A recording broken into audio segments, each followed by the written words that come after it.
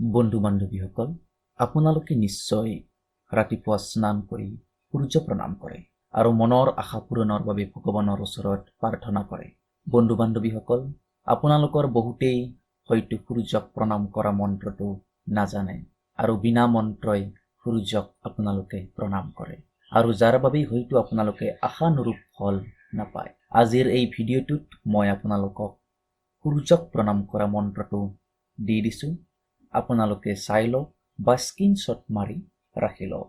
তথাপি এবাৰ মই মন্ত্ৰটো গাই দিছোঁ, আপোনালোকে শুনি যাব। ওম জবা কুসুমহং কস্যং কাশ্যপয়াং মহাদুতিম ধনান্তৰিং সৰ্বপাপঘ্ন প্ৰণৌতহস্মি দিবাকৰম।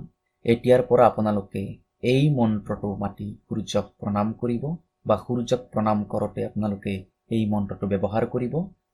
আপোনালোকে নিশ্চয় আশানুৰূপ ফল পাব, মনৰ বাঞ্ছা পূৰ্ণ হ'ব। ধন্যবাদ।